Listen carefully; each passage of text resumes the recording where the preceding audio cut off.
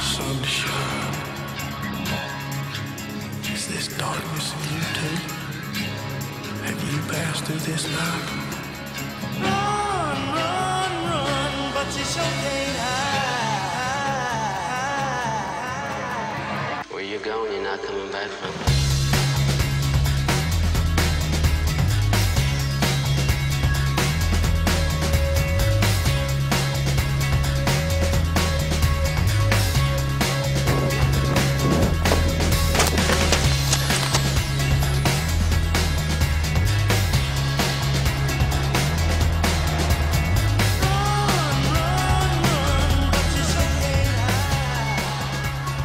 Sure, I am wanted, but you know, them wanting me and them getting me are two different things. You know, as far as I'm concerned, as long as I run the whole way we do it, the way we do it, they've got little or no chance of catching me. Yeah, they might catch me red-handed, but they'll only catch me for the one thing they catch me for.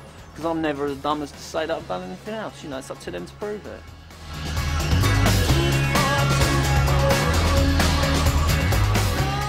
Trains are targeted literally because that's how graffiti first started, New York sort of transit system, and then sort of just cross the seas, stuff like that, and that's sort of, I mean, most graffiti writers that do illegal stuff would prefer to see it on a train rather than anywhere else. I mean, walls get done because it's sort of, it's the next best thing, but a train's always better than a wall, although I like walls a lot better.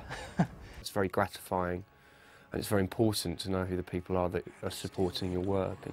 And I think that for any artist, the opportunity to get their work seen in as many ways possible. And graffiti was always about getting your name on the wall, you know, getting recognised. So the idea that that's going to be on a train or on a wall or on a record, I think it shares a very similar aesthetic, you know.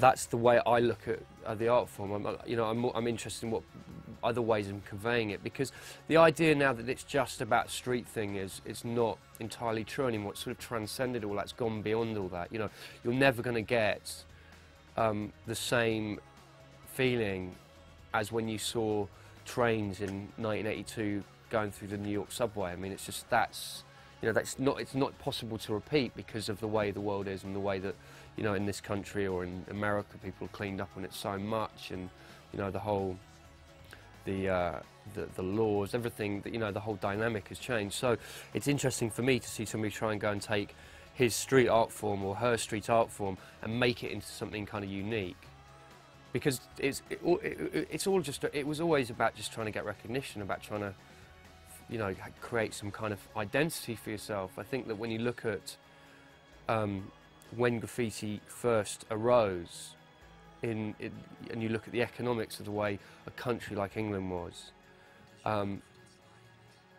it was a shithole. You know, there was no, you know, if you searched for anything that was slightly individual, you were kind of knocked down, and obviously that's why great movements like punk and acid house and you know, all these things have happened, because it's about kids searching and creating their own opportunities. Yeah, I mean, in some places that we've been, you know, we've had to go through different sorts of situations to get the job done. You know, in Europe, a lot of things are done with back jump, where, you know, where there's actual people in the train and the driver walks from one end to the other end of the train, and you'd be round on the rear side of it, you know, doing the work as fast as possible. Maybe you've got like 3, 4, 5 minutes, you know, and you'd be disturbed at any point if, like, you know, a have-a-go hero or the driver sees or the security see. So, you know, we've had to go through all different types of situations, and we had situations where that's not possible, so you've had to pull the brake on the train and paint on the platform in front of all the passengers, you know, and you sort of kind of take the whole thing hostage, you know. I've never really been that prolific illegally wise. I mean, I don't do any illegals now. It's all, well, I've got my own business, so everything's all legal and above board. There's sort of like halls of fame where you can come and sort of paint, and a lot of people turn a blind eye too. But I think if a couple of people say got caught by the police down here painting, it would be a lot harder to come down and just paint sort of at ease, you know. It's street youth culture at the end of the day. It is like skateboarding, it is like rap music. You know, it's street culture, and you know, the media are going to pick up on that and use it to their advantage. I think what's going to happen is the government and the police and all these people, they don't realise what they're going to do. The more they try and stop it, the more lengths people are going to go to, and that's only been proved and proved and proved in foreign countries. You know, the more difficult you make it, the more people are going to want to do it. You can't do that, right, I'm going to do that. You know, as soon as someone says no, you can do it more. All this 500 quid bounty, that's rubbish, you know what I mean? What are they going to do?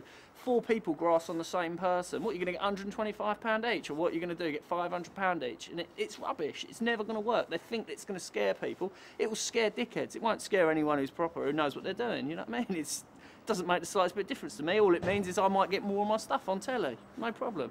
Because if they come to my house, I'll just say, no, it weren't me. They'll go, oh yeah, all right. Whatever. It's rubbish.